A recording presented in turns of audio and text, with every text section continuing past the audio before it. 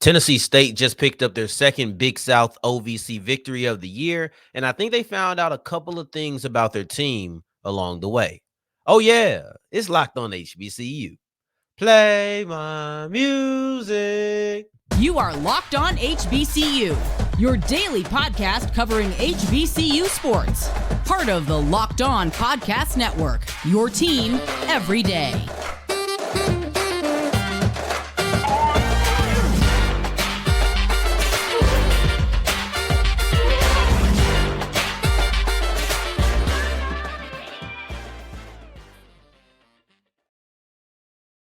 What's going on, family? Welcome back to another episode of the Locked On HBCU podcast, your number one daily one-stop shop for everything HBCU athletics, Monday through Friday, part of the Locked On Podcast Network, your team every day.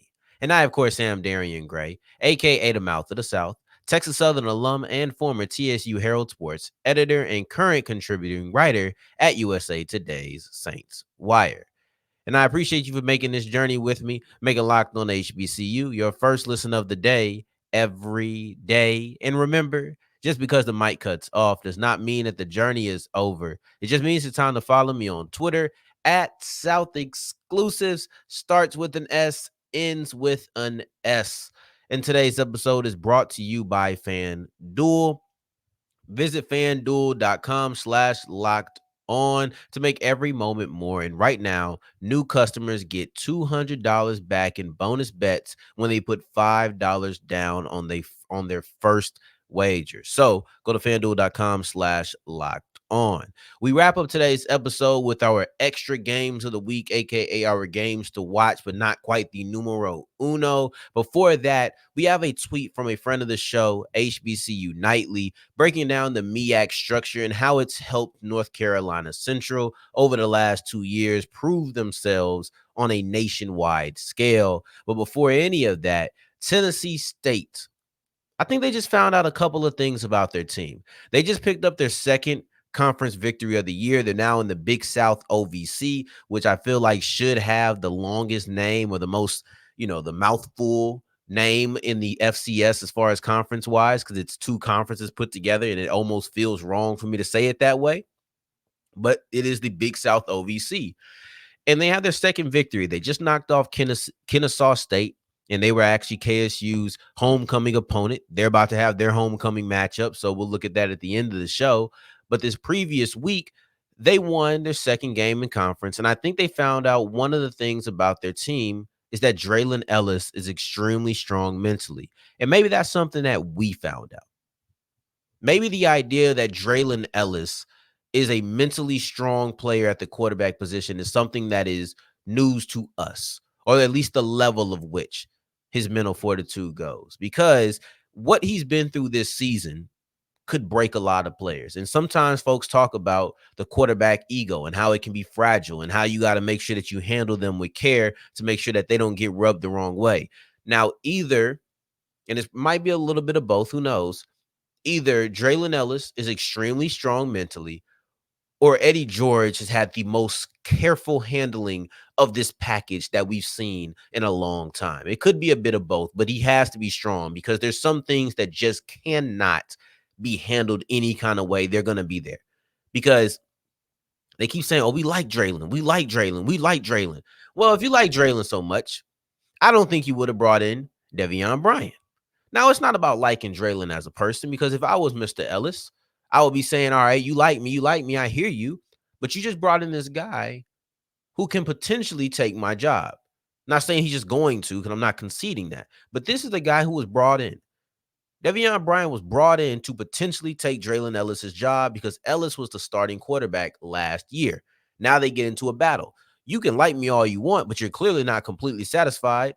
You clearly have a little bit of doubt that I'll be able to get it done in 2023, which is why you brought another quarterback in, or at least had a battle. That's why this battle exists. But for me, you take that, cool, whatever, you're going back and forth. But then Bryant gets named the quarterback, the starting quarterback, after they knock off UAPB. So now you've gone from starting quarterback to alternating quarterback to backup quarterback if you're Brother Ellis. After the UAPB game, that's where you sit. But then an injury happens in the first conference game. So now you come in and you help lead the team to the first conference victory. The next week, you lose the conference game. The week after that, which is the week we're talking about right now, Devion Bryant returns. So now you're back to alternating. So I guess you've done something in the meantime to say, you know what, maybe we're not all the way at the point where we want to decide on who the quarterback is. But then who finishes the game? And that is Draylen Ellis. And I think that requires a lot of mental strength. And I'll tell you something for me, I always say if you have two quarterbacks going into the season, you probably don't have one. But I don't know if that's quite the case for Tennessee State. I think that Tennessee State has honestly, they might have two guys. You might have Draylen Ellis. You might have Devion Bryant. You might have two guys who you want to alternate. You might have two guys that if anything goes wrong, the leash is not long. So we're just going to go ahead and put the other guy in. You better be on your P's and Q's. I don't know. We'll see how that goes. We'll see how they continue to work that as the season goes on, not just this following week. But to me, this is something that was definitely noteworthy, and I noticed it because he came back in and led another victory for the second time this year when he wasn't the starter, because Bryant did get the first snaps. He was technically the starter, although they were alternating, So Devion started, they alternated, and then Draylen ended up finishing the game. And it's not just, oh, we're just going to let you finish. No, that was a testament to how well he had been playing. But then also, you might have two running backs. You're probably not going to play two quarterbacks all the time. I would hope not. I'm not a fan of that. I've said it before. I think you have none, but for them, they've done better. But I would still think at some point you're going to settle in, which is why they named Bryant the starter. They would like to settle in on a quarterback.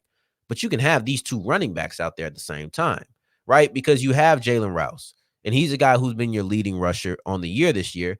But then Jordan Gant came out, and he had 100 yards rushing in the game. That's the first time that's happened this year.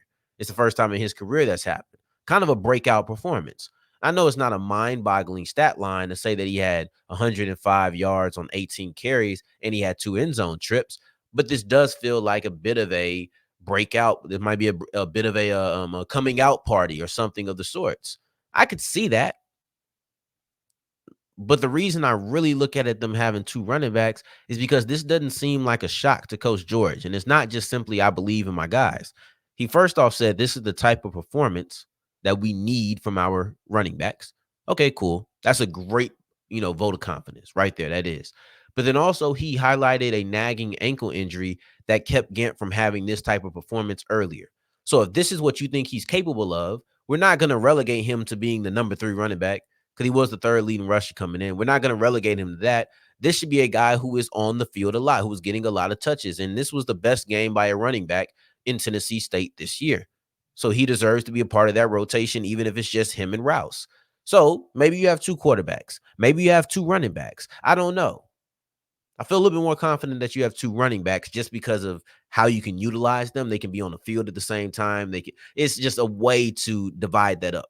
You have two quarterbacks that I like. I feel like you can win games. You feel like you can win games with. Technically, you have two quarterbacks, but you're only really going to roll out there with one at some point.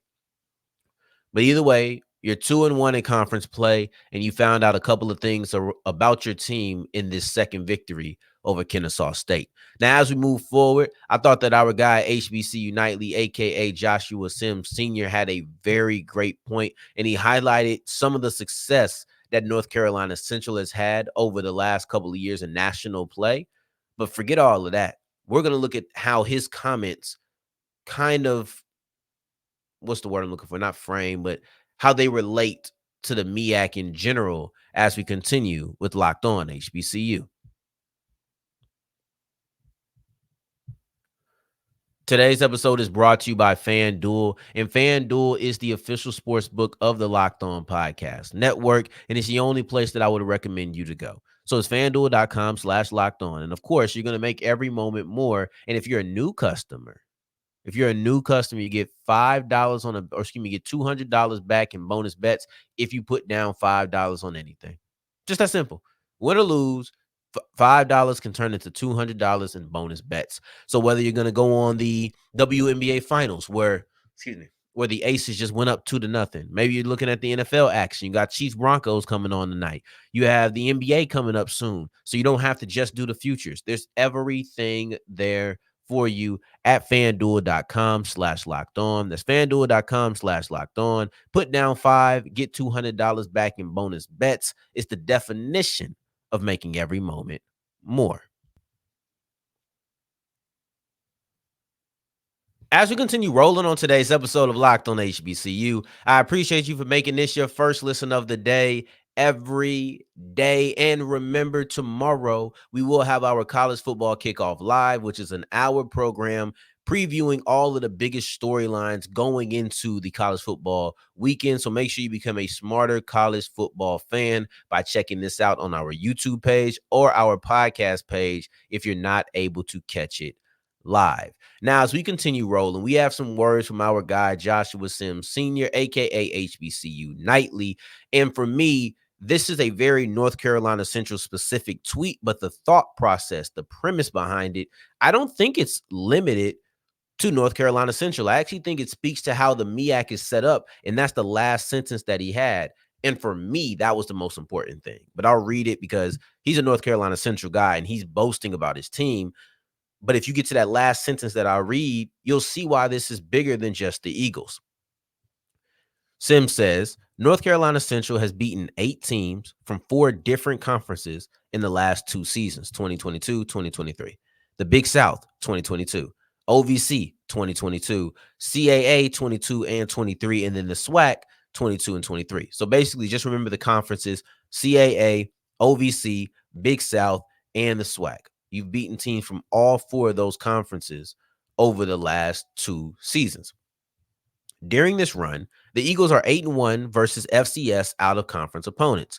North Carolina Central is now ranked in the top 10 for the first time in their D1 era, and it seems like the MEAC setup is perfect. Cool. That's the last sentence. Seems like the MEAC setup is perfect. But when you look at North Carolina Central in specific, because this is a North Carolina Central graduate, speaking about this, tweeting out numbers about North Carolina Central. So we can't just avoid them in this conversation, though we will expand this conversation the same way that his tweet was laid out is how we're going to do it. So let's set the scene with a little bit of Eagle information. The reason I think that this is so important for them is because who is their rival in the MEAC? They're gone. North Carolina A&T. So you got A&T and you got Winston-Salem in the MEAC, or excuse me, in the CIAA and then the CAA. So you don't have your in-state rivals, your 2 biggest rivals. You don't have them in conference with you anymore. But with the way that the MEAC is set up with only 6 teams, you have such a large space for out-of-conference games that you can now go do that. You can play A&T. You can play Winston-Salem State. But then you also have the ability to play a UCLA, to play a Mississippi Valley State. When you look at how their out-of-conference was set up this year, North Carolina Central played their 2 biggest rivals, and one was a D2 game, right? So they were able to play a D2 HBCU. They were able to play a quote-unquote money game versus a Power 5 opponent. You were able to play a SWAC opponent, and you were also able to play 2 teams within the CAA. You were able to do all of that in your out-of-conference schedule because the MEAC only has 6 teams. So you're given 6 opportunities because you have 5 conference games. You have 6 opportunities to go out there and play out-of-conference matchups, and it's about how you use it. For North Carolina Central, they used it extremely well. They did everything they wanted. You could follow that blueprint on a yearly basis. Money game. Everybody knows what that can do for you. A D2 game, a lot of people want to schedule those, but for them, it's about playing against your biggest rivals. And then you also have North Carolina A&T, your other biggest rivals. So you're playing your rivalry games. You're playing your CAA games, which is going to get you a lot of national respect. And then you're also playing the SWAC, the other prominent or the only other FCS HBCU conference. You have everything you want in an out-of-conference schedule if you're North Carolina Central. But like I said, you're going to expand this conversation. We're going to expand this conversation because let's look at a team like, let's just take the top 2, right? So you're looking at Howard. You're able to play games like Hampton. You're able to play games like Harvard. You're able to play games like Northwestern, right? You're able to play games like Eastern Michigan. They opted to go 2 of the FBS routes. Like you're able to get those games out. We just went through North Carolina Central. You look at FAMU. FAMU doesn't have a great out-of-conference schedule, but they also don't have the room to be as flexible. They don't have the room to play a USF, a UWF. They don't have the room to play those and then still add other conferences for real. So you have to be a little bit more selective when you only have 3. But at the MEAC, you got 6. You can do whatever, bro. You can blow a couple off and still have a couple of games that'll give you a lot of national recognition in hearing where it brings. I think it's easier for MEAC teams to rise on the national polls. And I don't care what nobody say. I care about the national polls. If I feel like my team is good enough, I don't need them to validate. See, sometimes we see things like, oh, I care about the national polls. I don't need the national poll to say that North Carolina Central is a top 10 team in the nation for me to validate them. I don't need that. But when you work hard, don't it feel good to be recognized? Why do we have to act like these things are the same? They're not. North Carolina Central has put in a lot of work and they played a lot of upper echelon teams. And sometimes it feels good to be recognized. I can guarantee you that if they were not a top 10 team, Trey Oliver isn't sitting there telling his team, hey, man, we got to be better. We not top 10. That's not how it works. That's not what he's going to do.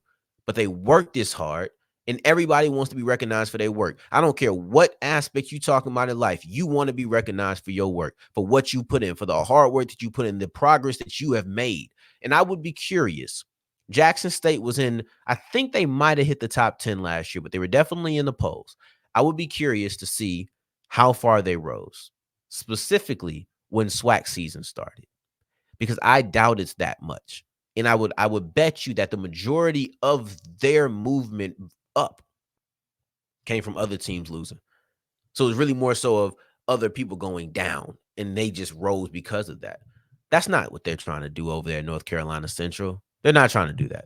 So, because here's the thing, the polls do not respect the HBCU competition, period. I don't know how much more North Carolina Central is going to rise strictly due to what they do on the field. I don't, because a lot of times those games aren't weighed the same. What I do know is that the way that the MEAC is set up, and this is not me advocating for them to stay at their current size. I understand they're playing a risky game by staying at 6 teams, and at some point they're going to have to grow. But right now in this size, they do have one advantage, and I think it allows them, even a team who doesn't win, like say Howard doesn't win the conference, or let's say North Carolina Central doesn't win the conference. Now you're looking at an FCS playoff bid, but forget the playoff bid. I like the national recognition. I don't need it, but I did it, and I got it, and I like it, period. You know? But that's the way that I look at it. And as we move forward, moving away from just the setup of the MEAC and everything that's in between there, let's get into some of the extra games to watch. And we'll actually start with the MEAC team, and that's Norfolk State, because they're facing off against Tennessee State. And this time, the Tigers are the ones with the homecoming. Today's episode is brought to you by LinkedIn, and LinkedIn is the #1 place for any small business. Ask the owners. Ask who they go to get their right employees, to get the right fit for their team, to make sure that everything that needs to go off seamlessly goes off seamlessly. That's the place to go. If you want to elevate your squad, that's the place to go. If you want to make sure that you post your job for free and reach the most amount of people, that is the place to go. It's the one for you. I'm speaking directly to you. LinkedIn Jobs as a small business owner is the one for you, point blank, period. Because over 800 million people are on LinkedIn on a daily and weekly basis. You can post your job for free, so it's really no cost to you. So there's no risk and it's all reward. Meanwhile, you can vet the people and you can get the right people faster. Free, faster, right people. It's that simple. Need any other selling point? I think not. Go to linkedin.com/lockedoncollege. That is linkedin.com/lockedoncollege and post your job for free.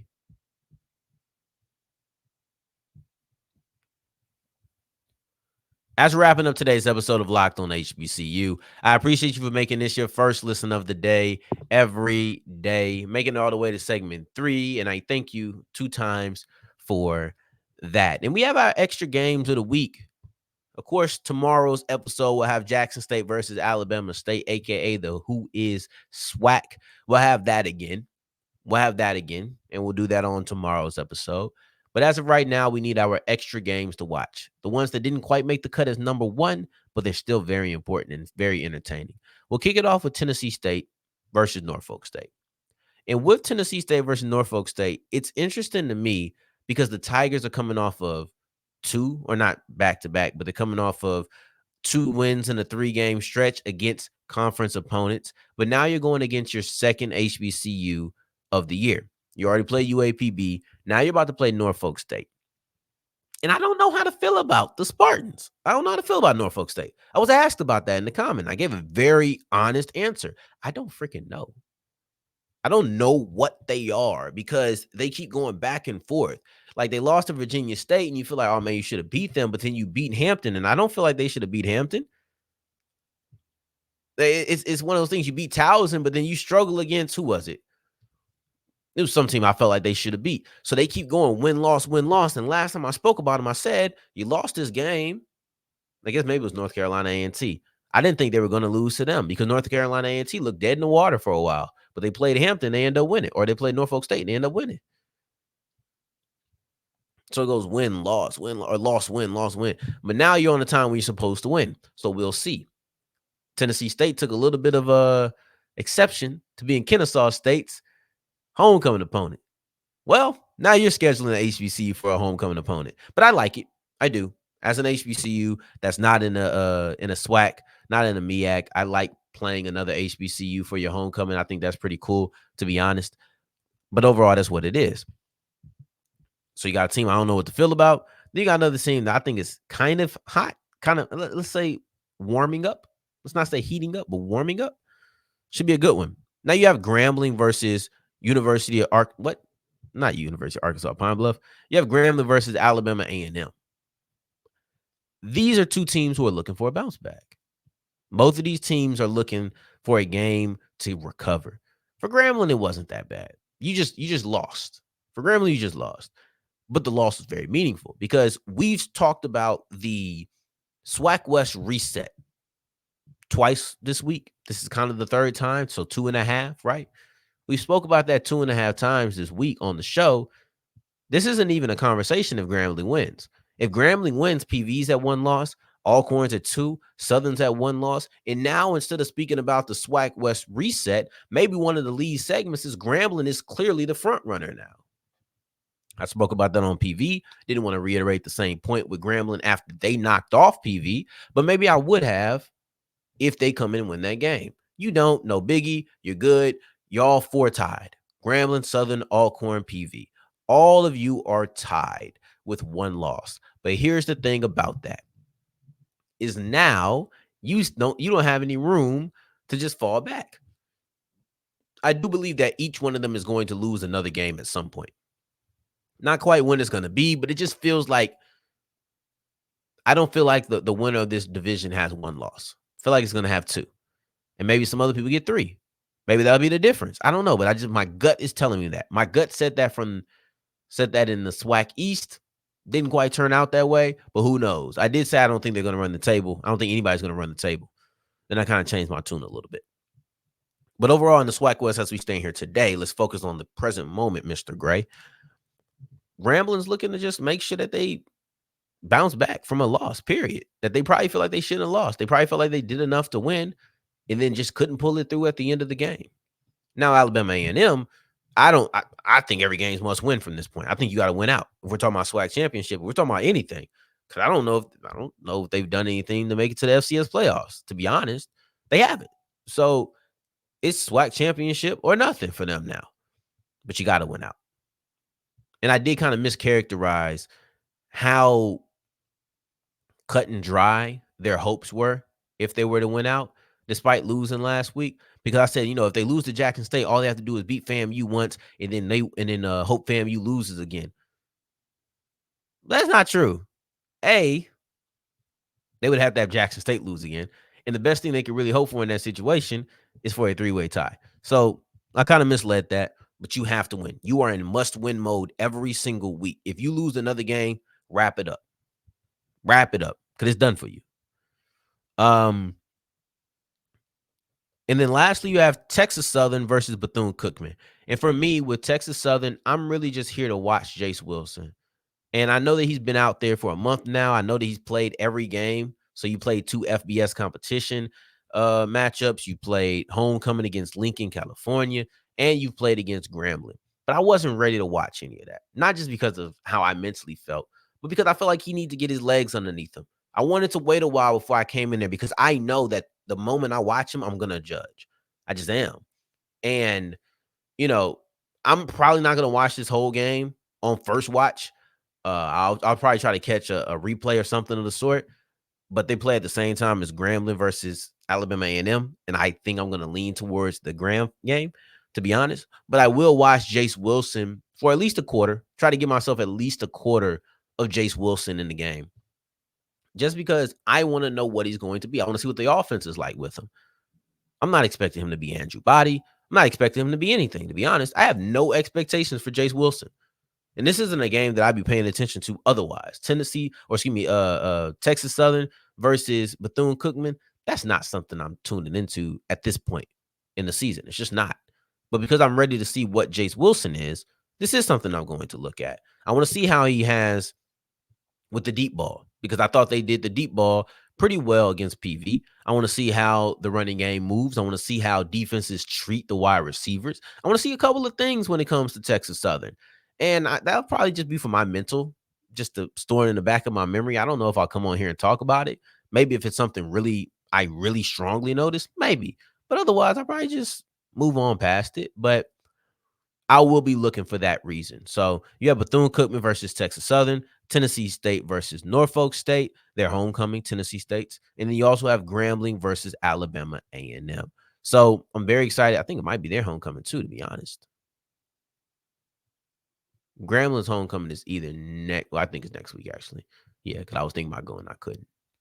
Anywho, neither here nor there. Neither here nor there.